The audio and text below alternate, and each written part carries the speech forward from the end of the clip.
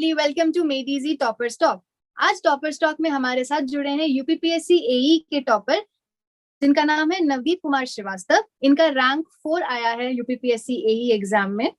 Navdeep, welcome to Made Easy YouTube channel and this video series of Topper Talk। Thank you, ma'am, very much. Congratulations, Navdeep। Thank you, ma'am. Okay, तो नवदीप हमारे made easy के 1 year classroom course student रहे हैं। इनका S batch में enrolled थे ये 2015-16 batch में। उसके बाद इन्होंने गेट 2016 में 25th रैंक अचीव की थी, through which he got placed into NTPC. Currently he is working in NTPC. So Navdeep, बहुत सारी आपने मेहनत करी है, आपको 25th रैंक गेट 2016 में अचीव है। Now you are in NTPC.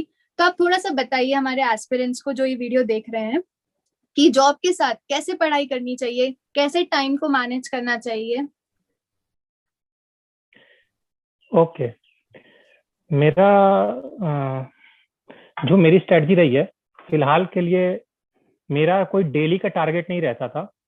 मैं वीकली टारगेट लेके चलता था कि क्योंकि जॉब के साथ डेली टारगेट अचीव करना थोड़ा मुश्किल हो जाता है। तो आप वीकली टारगेट बना सकते हैं जो लोग जॉब कर रहे हैं। जैसे फॉर एग्जांपल आप हफ्ते में 30-35 आवर्स आप टारगेट बना लीजिए कि मुझे पढ़ना है, और जिस दिन छुट्टी हो आप उस दिन ज़्यादा पढ़ सकते हैं, और जिस दिन छुट्टी नहीं है आप उस दिन 2 घंटे 3 घंटे जैसा भी निकल पा रहा है उस हिसाब से पढ़ाई कर सकते हैं। तो मेरी स्ट्रेटजी यही थी कि मैं टेस्ट सीरीज को फॉलो करता था। टेस्ट सीरीज के हिसाब से अपना सब्जेक्ट डिसाइड करते थे कि अच्छा टेस्ट सीरीज अच्छा थर्मो की आने वाली है तो थर्मो के प्रॉपर नोट्स पढ़े, और उसके बाद टेस्ट सीरीज को प्रैक्टिस की, और उसमें जो भी क्वेश्चंस गलत होते थे उसको प्रॉपरली बुक मार्क कर लिया, और लास्ट एग्जाम से हफ्ता 10 दिन पहले उसको एक बार वापस से सारे बुक मार्क्स को एक बार विजिट कर लिए कि कौन से क्वेश्चन गलत हुए थे, क्यों हुए थे। तो मतलब आपने वही वाले नोट्स जो आपने 15-16 के दौरान बनाए थे उन्हीं को दोबारा आपने रिवाइज किया इस एग्जाम के लिए? यस मैम, बिल्कुल। मैंने 2015-16 में पढ़ाई थोड़ी अच्छे से करी थी। तो इस एग्जाम जो अभी निकला है इसका बेस एक्चुअली 2015-16 में ही बना था। मतलब उस समय एक्चुअली मैंने तैयारी आपकी तब हो चुकी थी, क्योंकि आपका रैंक 25 आया है गेट 2016 में, तो जाहिर सी बात है बहुत ही अच्छी तैयारी की होगी आपने तभी।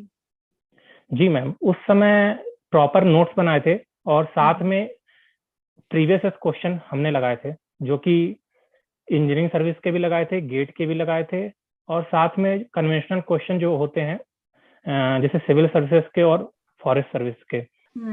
तो उसको एक्चुअली मैंने खुद ही अपना कुछ बनाया था प्रॉपरली सॉल्व करके, कि मैं उसको थोड़ा लिख के प्रैक्टिस करता हूँ, और उसी में प्रॉपर अपना एक मेरा सॉल्यूशन भी तैयार हो गया। कुछ आईएफएस के और सिविल सर्विसेज के मैकेनिकल के जो हमारे कन्वेंशनल क्वेश्चन थे। अच्छा, मतलब आप खुद के उसके सॉल्यूशंस आपने बना के तैयार कर लिए थे अलग से? Yes ma'am, most of the question पूरे तो नहीं हो पाए थे एक्चुअली, टाइम भी 6 महीने का ही रहता है, और उसमें रिवीजन है, कई सारी चीजें हैं। तो लेकिन तब भी कुछ क्वेश्चन के मैंने बनाए थे, और ये हमें लगता है कि एस्पिरेंट्स को करना भी चाहिए ये, क्योंकि जब तक आप लिख के प्रैक्टिस नहीं करोगे आपका सिलेक्शन नहीं होना है। पेन चलना चाहिए। जी मैम, बिना कॉपी पेन के सिलेक्शन नहीं होना है। अच्छा, तो लगभग आपने कितनी बार इसका रिवीजन कर लिया होगा पिछले, अगर 6-7-8 महीने की बात करूं, इस पर्टिकुलर एग्जाम का जब से फॉर्म आया, नोटिफिकेशन, देन फॉर्म भरे गए, उसके बाद से आपने तैयारी चालू की, तो कितनी बार लगभग आपने अपने नोट्स दोबारा पढ़ लिए होंगे? मैम ऑलमोस्ट 2 बार मैंने पढ़ लिए थे, और ऑलरेडी मैंने 4-5 टाइम्स पहले ही मैंने पढ़ रखे थे 2015-16 में ही, जब मैंने प्रिपरेशन की थी। और अभी 2 बार में एक्चुअली पूरा ब्रशअप हो गया था कि क्या करना है, और बची हुई जो कमियां थी वो टेस्ट सीरीज ने पूरी कर दी। टेस्ट सीरीज में जैसे कुछ चीजें जैसे जो नोट्स में नहीं है वो अपने टेस्ट सीरीज में क्वेश्चन आए हैं तो उनको हम सॉल्व कर लिए, या फिर उसका कुछ अगर अलग से अगर फॉर्मूला अगर है और वो फॉर्मूला अगर मैं कॉपी में नहीं है तो वापस कॉपी में उसको लिख लिया कहीं साइड में, इस टाइप का कुछ करना पड़ा था। अच्छा, जैसे 15-16 में तो सिलेबस अलग था थोड़ा सा ना, उसके बाद यस थोड़ा मैम। सिलेबस चेंज हो गया, तो इसमें यस। कुछ न्यूली एडेड टॉपिक्स भी थे जो 17 यस। 18 के बाद ऐड हुए हैं हमारे। जी तो मैम। जी मैम। वो तो आपके नोट्स में नहीं थे, तो वो कैसे आपने किया? मैम उसके लिए मैंने दिल्ली से वो हैंड रिटन के नोट्स मैंने मंगवाए थे, जैसे रिन्यूएबल एनर्जी हो गई और रोबोटिक्स रोबोटिक्स हो मैकाट्रॉनिक्स। गया, या मेन यही तीन सब्जेक्ट थे। इनके नोट्स हैंड रिटन नोट्स हमने मंगा लिए थे, और इन्हीं को दो तीन बार देखा था, कुछ यूट्यूब से हेल्प मिली और हम्म। कुछ टेस्ट सीरीज के क्वेश्चन से हेल्प मिली। तो फाइनली इसमें ये था कि अगर इन तीनों सब्जेक्ट से क्वेश्चन आते हैं तो एटलीस्ट 50-60% तो कर ही लूँ। और जो मेरा जो स्ट्रॉन्ग टॉपिक्स हैं जैसे थर्मल और फ्लूइड, तो हम्म। इसमें मैं ऑलमोस्ट 90% के आसपास मतलब क्वेश्चन सही कर लूँ, ये टारगेट रहता था। तो इस हिसाब से हुआ भी, क्योंकि जिसकी प्रिपरेशन मैंने 2015-16 में नहीं करी है, जैसे रोबोटिक्स मेकाट्रॉनिक्स और रिन्यूएबल, तो उनको मैंने नोट से पढ़ा। और नोट से एक्चुअली जब तक कोई पढ़ाता नहीं है, वो थोड़ा सा ही समझ में आता है, बचे हुए इतना कि आपका बेसिक बेसिक क्वेश्चंस एटलीस्ट हो जाए, वो ना हाँ, छूटे हैं। क्योंकि वो क्लासरूम का जो माहौल है, जब टीचर आपको पढ़ाता है, आप खुद से समझते हो और खुद से नोट्स बनाते हो, उसकी बात ही अलग होती है। और किसी की दूसरे के नोट से पढ़ना, वो अपने आप में एक बड़ा टास्क होता है कि वो क्या समझ के उसने लिखा है, वो खुद को समझना पड़ता है पहले तो। यस मैम, ये बहुत बड़ा फैक्टर है। और एक और अच्छा है कि आप अगर बुक पढ़ सकते हैं, लेकिन अगर आप जॉब कर रहे हैं तो ये हमें नहीं लगता कि समय नहीं फिजिबल है ये। मिलता। जी, हम्म। आप 3 बुक्स के नोट्स नहीं पढ़ सकते, और इसमें क्या काम का है एग्जाम के लिए, ये एक्चुअली हमें पता नहीं है। ये काम से टीचर ऑलरेडी कर चुके हैं, तो उन्हें पता है कि अच्छा एग्जाम में किस तरीके के क्वेश्चन पूछे जाते हैं और उनको कंसाइज वे में कैसे उन्हें पढ़ाना है।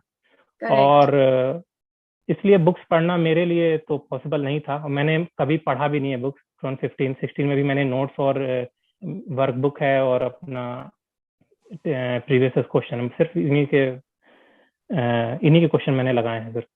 ओके। तो इस एग्जाम के लिए भी दोबारा से प्रीवियस ईयर क्वेश्चंस लगाने की आपको जरूरत पड़ी थी, कि सिर्फ टेस्ट सीरीज से आपने हैंडल किया था? नो मैम, मैंने प्रीवियस क्वेश्चन नहीं लगाए थे, मैंने हम्म। सिर्फ टेस्ट सीरीज लगाई थी और हम्म। नोट्स पढ़े थे। और उसके साथ एक्चुअली मैंने प्रीवियस क्वेश्चन मैंने जब लगाए थे पहले, तो उसके जो भी जैसे डाउट वाले क्वेश्चन होते थे, मैं उनको प्रॉपरली A4 पेपर में लिखा हुआ है मेरे ऑलरेडी। तो मैं उनको बस एक बार देख लिया था इस टाइम पे कि अच्छा ये क्वेश्चन मेरे से उस टाइम फंसे थे, ये अच्छा। फॉर्मूला है या फिर ये स्टेटमेंट है, इस टाइप का। और उनको मैं दोबारा देख लिया था, तो कुछ उससे हेल्प मिली थी। उतना टाइम वेस्ट नहीं किया मैंने प्रीवियस क्वेश्चन लगाने में इस साल, क्योंकि एक्चुअली जॉब के साथ 9 आवर्स ऑलमोस्ट चले जाते हैं, और हम्म। 8 घंटे सोना भी है, और भी अपने रूटीन वर्क है। तो थोड़ा सा टाइम की कमी पड़ती है, लेकिन थोड़ा अगर मैनेज करके चले तो हो जाता है। ओके। जैसे आपने बताया कि आपने वीकली टारगेट सेट किए थे, राइट? कि इस जी पर्टिकुलर वीक में मेरा ये एरिया, ये सब्जेक्ट्स कवर हो जाने चाहिए। तो इसका कुछ टाइम लिमिट था, लाइक 9 आवर जैसे आपकी जॉब शिफ्ट थी, उसके बाद आपको बाकी सारे भी आपके काम हैं जो करने हैं, उसके साथ पढ़ाई को भी मैनेज करना है, कितना ऑन एन एवरेज आप समय दे पाते थे, अगर मैं मैम। आवर्स के टर्म्स में बात करूँ तो? मैम जैसे वीकली टारगेट 30 से 32-35 आवर्स के बीच में रहता था। और अगर हम छुट्टी पे हैं तो उस समय थोड़ा ज्यादा पढ़ाई कर लेते थे। जैसे जिस दिन छुट्टी है उस दिन 8 से 10 घंटे पढ़ लिए, और जिस दिन छुट्टी नहीं है, जिस दिन जॉब है, उस दिन कभी 2 घंटे हुई, कभी 1 घंटे हुई, कभी नहीं हुई। तो इस हिसाब से चलता था। और जिस वीक में नहीं हो पाता था उसके बाद कभी प्रॉपरली छुट्टी लेके तब पढ़ाई कर लेते थे। इस टाइप का मैनेज किया था हमने। बहुत मतलब बहुत ही अच्छी तरीके से आपने मैनेज किए हैं चीजों को। और सबसे अच्छी बात तो कि जो पहले पढ़ा रखा है उसको अच्छे से अगर कोई स्टूडेंट पढ़ रहा है, तो उसको बाद में उतनी मेहनत करने की जरूरत नहीं है। लाइक आपने प्रीवियस ईयर क्वेश्चंस पहले जितने नहीं आते थे वो हाईलाइटेड थे, वो कहीं आपके नोटेड डाउन थे, जी आपने उन्हीं को दोबारा किया, तो वो टाइम आपका सेव हो गया। ऐसी नोट्स जी। आपने ऑलरेडी बहुत अच्छे से बना रखे थे, पढ़ रखे थे, तो उतना टाइम आपको उसमें इन्वेस्ट करने की जरूरत नहीं पड़ी, और वो टाइम आपने यूटिलाइज कर लिया टेस्ट सीरीज में और बाकी सारी चीजों में। यस मैम, बिल्कुल। बिना मतलब मैम, जैसे बिना प्रीवियस क्वेश्चन लगाए तो मुझे नहीं लगता कि सिलेक्शन पॉसिबल है सिर्फ बुक्स पढ़ के। और हाँ। आपको कई बार रिपीटेड वे में आपको लगाने पड़ेंगे क्वेश्चन, मतलब कई बार मल्टीपल टाइम्स लगाने पड़ेंगे, जो अगर पहली बार में सिलेक्शन लेना है तो। क्योंकि क्वेश्चंस ओके। पे आपको वहाँ पे टाइम लिमिट नहीं रहती है कि आप वहाँ पे अपना साइंटिस्ट वाला दिमाग लगाएं और प्रॉपर 2 घंटे लेके सॉल्व करें क्वेश्चन। वो तो मतलब तो आपको मिनट्स का काम है, अगर आपको जी, क्लिक हुआ आप तो क्लिक हो गया। आपका स्ट्राइक हुआ तो आप वो क्वेश्चन सॉल्व कर पाएंगे, और नहीं हुआ तो फिर आपका वो क्वेश्चन नहीं बनेगा, और अगर बनेगा भी तो उसके चक्कर में आपके 2 क्वेश्चन और छूट जाएंगे। करेक्ट, टाइम क्रंच हो जाता है वहां पे। जी मैम। अच्छा, जैसे इसमें टेक्निकल की बात तो आपने सारी एक्सप्लेन कर दी, कैसे आपने नोट्स पढ़े, प्रीवियस ईयर सब कुछ। अब हिंदी और जीएस पे आते हैं। यूपीपीएससी का हिंदी और जीएस वाला जो पोर्शन था, उसके लिए आपने कैसे तैयारी की? मैम हिंदी जीएस के लिए मैंने मेडिजी का ऑनलाइन कोर्स ज्वाइन किया था, हाँ हाँ। और उसके अकॉर्डिंग मैंने अपना उसके लेक्चर्स को मैंने देखा है, और उसके कुछ नोट्स मैंने बनाए थे, और उसी के अकॉर्डिंग फिर जो कुछ कमी थी वो टेस्ट सीरीज में जो क्वेश्चन थे उनको रिवाइज कर लिया, उससे कुछ पूरे हो गए। और इसके इन तीनों चीजों से मिला के ठीक ठाक प्रिपरेशन हो गई थी हिंदी जीएस की। लेकिन ऑब्वियसली जैसे 50 क्वेश्चन ही थे जैसे हम्म। वे पेपर में। 25 एक में और 25 दूसरे पेपर में। जी, तो 50 क्वेश्चन में, और 50 क्वेश्चन का जो सिलेबस है बहुत ज्यादा था। जीएस एक्चुअली इतनी वास्ट है कि उतना टाइम डिवोट करना उस पर्टिकुलर 25 क्वेश्चन के लिए उतना ज्यादा कि आप सारे एक एक फैक्ट रट के बैठ लिए हैं, पूरी लूसेंट रट के बैठ लिए हैं, उस टाइप से मुझे नहीं लगता कि सही है। उस प्रपोर्शन में ही पढ़ना चाहिए जिस हिसाब से उसका वेटेज है। जैसे अगर हमें पता है कि टेक्निकल में अगर मैं 3 सब्जेक्ट पढ़ता हूँ और 3 सब्जेक्ट में मेरे को 10 दिन लगते हैं, और 3 सब्जेक्ट जीएस के मैं पढ़ता हूँ लेकिन उससे क्वेश्चन कम आ रहे हैं, तो मैं हाँ। पहले टेक्निकल वाला पढ़ूंगा, उसके बाद मैं जीएस के लिए मैं थोड़ा थोड़ा पढ़ता रहूंगा, ताकि बेसिक क्वेश्चन आए तो वो गलत ना हो पाए, टफ आएगा तो फिर कोई नहीं कर पाएगा। नाइस। मतलब जो चीज स्ट्रांग है उसको और स्ट्रेंथन करने की जरूरत है, और जो जी। चीज नहीं आती है या जिसमें बहुत ज्यादा टाइम लग रहा है उसको बहुत ही छोड़ नहीं देना है। थोड़ा थोड़ा हाँ। पढ़ के जाना है कि अगर इजी मैनेजेबल क्वेश्चन आ जाए तो वो एटलीस्ट हम कर पाए, और अगर टफ है तो वो सभी के लिए जी। टफ है। जी मैम। जी ये बहुत बिल्कुल। अच्छी स्ट्रैटेजी है आपकी कि टेक्निकल स्ट्रांग है तो उसी स्ट्रांग पॉइंट्स पे खेला जाए तो ज्यादा मार्क्स स्कोर कर सकते हैं। यस मैम, ऑलमोस्ट 80% अच्छा। वेटेज था टेक्निकल का, तो 80 में अगर किसी का स्ट्रांग है तो बहुत आराम से वो अच्छे मार्क्स ला सकता था। Correct correct.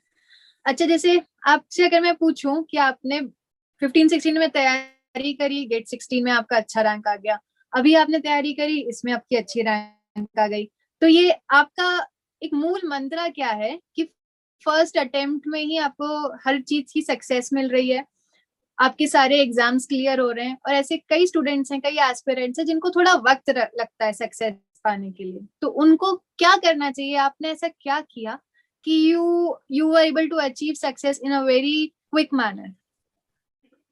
Yes ma'am, ma'am actually 2015-16 में जब मैंने प्रिपरेशन करी थी तो उस समय सबसे जो बेसिक चीजें थी, जो टीचर्स भी बोलते थे कि आपको प्रीवियस क्वेश्चन लगाने हैं और कई बार लगाने हैं। तो ये मैं सबसे बोलना चाहूंगा सारे एस्पिरेंट से कि आप प्रीवियस ईयर क्वेश्चन जरूर लगाएं। सबसे पहले मैं जैसे जॉब वालों के लिए मैं बोलना चाहूंगा कि आप 10 से 15 साल के क्वेश्चन अपनी कैपेसिटी के हिसाब से आप लगा सकते हैं। जैसे आप ऑब्जेक्टिव के लिए आप गेट के और इंजीनियरिंग सर्विस के, इन दोनों के आप 10 से 15 साल के क्वेश्चन सॉल्व कर लीजिए, और उसके बाद कन्वेंशनल क्वेश्चन इंजीनियरिंग सर्विस के, सिविल सर्विस के और फॉरेस्ट सर्विस के, ये भी 10 से 15 साल के आप सॉल्व करने हैं। लेकिन टाइम कंस्टेंट है, तो आप ये कर सकते हैं 2015 से 2005 तक के आप उसको पढ़ लीजिए सॉल्यूशन को, और 2016 से आगे तक के आप प्रॉपर लिख के लगा लीजिए, ताकि आपका थोड़ा टाइम कम लगे। पढ़ने में उतना टाइम लगेगा नहीं, तो आप 15 से पहले तक के आप पढ़ लीजिए। और इसके बाद इतना तो करना ही पड़ेगा, क्योंकि और हर बार एक बार जिस भी सब्जेक्ट के आप क्वेश्चंस लगा रहे हैं, या तो कन्वेंशनल हो या ऑब्जेक्टिव हो, आप उसके लिए प्रॉपर एक बार नोट्स जरूर रिवाइज करें। इससे आपका मल्टीपल रिवीजन भी हो सकेगा, और आपको फॉर्मूले वगैरह याद रहेंगे। अगर ऑब्जेक्टिव में अगर इजी क्वेश्चन आते हैं तो आपके वो मिस नहीं होंगे कभी। और उसके बाद जो लोग जॉब नहीं कर रहे हैं उनके पास तो बहुत सारा टाइम है, वो अपना प्रॉपरली पूरे क्वेश्चन सॉल्व करें, और अगर 2 बार या 3 बार सॉल्व हो सकते हैं तो 3 बार कर ले।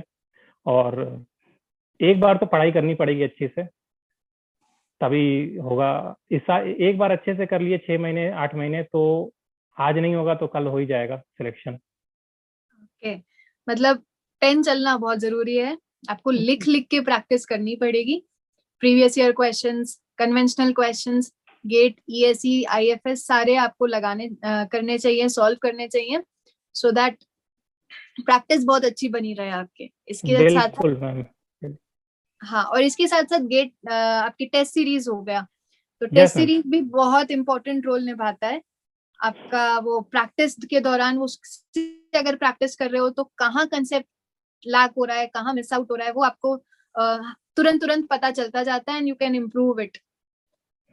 बिल्कुल, टेस्ट सीरीज से ही प्रैक्टिस होगी कि आप लाई कहाँ कर रहे हो, अपनी जो स्ट्रेटजी आपने बनाई है कि मुझे नोट्स पढ़ने हैं, फिर मेरे को प्रीवियस क्वेश्चन लगाने हैं, तो इसमें इसी स्ट्रेटजी के हिसाब से आप टेस्ट सीरीज में कहाँ लाई कर रहे हो, ये बहुत मैटर करता है। अगर आपको लगता है कि अच्छा नहीं आ रहे मार्क्स, तो आप देख लो कि आपकी कमी कहाँ पे है, और उस कमी को दूर करने के लिए आप किसी टीचर से आप वो कर सकते हैं कि सजेशन ले सकते हैं कि सर ऐसा मैंने स्ट्रेटजी बनाई है और मेरे को ये अभी भी रैंक नहीं आ रही है टेस्ट सीरीज में, तो प्रॉपरली टीचर्स हेल्प करेंगे, ऑलरेडी वो लोग बहुत एक्सपीरियंस्ड है।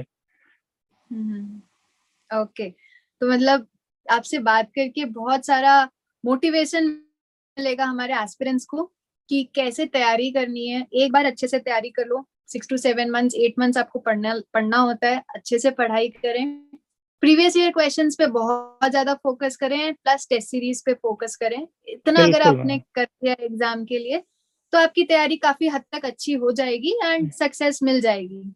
यस मैम, बिल्कुल। जब थोड़ा सा लक भी फेवर में रहेगा और आपकी प्रिपरेशन ऑलरेडी हो चुकी है, तो जब टाइम आएगा तो सिलेक्शन हो जाएगा। Hard work will pay of. बिल्कुल मैम। और मैम मैं एक और चीज कहना चाहूंगा फ्रेंड्स के लिए कि जैसे ऑब्जेक्टिव पेपर में एस्पिरेंट्स नॉर्मली निगेटिव मार्किंग को देख के ज्यादा क्वेश्चन अटेम्प्ट नहीं करते हैं। तो मेरा ये मानना है कि अगर आपने एक ऑप्शन भी एलिमिनेट कर लिया है तो उस क्वेश्चन को अटेम्प्ट कर देना चाहिए अकॉर्डिंग टू प्रोबेबिलिटी थ्योरी। जैसे 100 क्वेश्चन हैं, 100 क्वेश्चन में 1/4 अगर 1/3 निगेटिव है, तो अगर मैंने एक ऑप्शन एलिमिनेट कर लिए हैं तो मेरे सही होने के चांसेस 33 क्वेश्चन सही होने के चांसेस हैं और 67 गलत होने के चांसेस हैं। 33 क्वेश्चन के मेरे को 33 पॉजिटिव मार्क्स मिले, 67 क्वेश्चन के मेरे को 1/3 निगेटिव मार्क्स मिले। तो मेरे को तो 67 इंटू 1/3 यानी कि 22 मेरे निगेटिव में गए, 33 पॉजिटिव आए, तब भी मैं 10 to 11 मार्क्स ऑलमोस्ट मैं पॉजिटिव में हूँ। अगर मैंने एक ऑप्शन भी एलिमिनेट कर लिया है तो, और अगर 2 कर लिया है तो और अच्छे मार्क्स हैं। इसलिए क्वेश्चन को अटेम्प्ट करना चाहिए। ऑब्जेक्टिव थोड़ा इजी पड़ जाता है एग्जाम क्रैक करने के लिए। अगर आप थोड़ा भी बेसिक नॉलेज है तो आप बहुत इजीली आप कर सकते हैं। मतलब एलिमिनेशन करना आपको अगर आ गया है कि आप क्वेश्चंस के ऑप्शंस को कैसे एलिमिनेट कर सकते हो, देन थोड़ा चांस लिया जा सकता है कुछ क्वेश्चंस में to get those extra marks. बिल्कुल मैम, ये चीजें प्रैक्टिस से आएंगी, और ये प्रैक्टिस करनी पड़ेगी या तो प्रीवियस क्वेश्चन के, या तो इंजीनियरिंग सर्विस के आप देख लीजिए, या गेट के देख लीजिए, या फिर आप टेस्ट सीरीज से आप इसकी मतलब अपने आप को टेस्ट कर सकते हैं कि अच्छा मैं जितना गेस कर रहा हूँ उसके हिसाब से क्या चल रहा है। ओके, सो नवदीप, आपसे बात करके बहुत अच्छा लगा। और ये वीडियो जो जो भी स्टूडेंट्स और एस्पिरेंट्स देखेंगे, मैं जानती हूँ चाहे वो जॉब कर रहे हो चाहे वो फ्रेशर्स हैं जो अभी प्रिपरेशन फेज में है, उनको बहुत फायदा होने वाला है, क्योंकि आपने आपके एक्सपीरियंस के according both the strategies share करी हैं कि एज अ स्टूडेंट अगर आप प्रिपरेशन फेज में हो तो कैसे तैयारी करनी चाहिए, और जॉब के साथ अगर प्रिपरेशन कर रहे हो तो वो चीज को कैसे मैनेज करना चाहिए। So Navdeep, yes ma'am, thank you for joining us today. Thank you very much ma'am, thank you very much. Okay, Navdeep, we wish you all the best. Good luck. धन्यवाद मैम। Bye bye. बाय।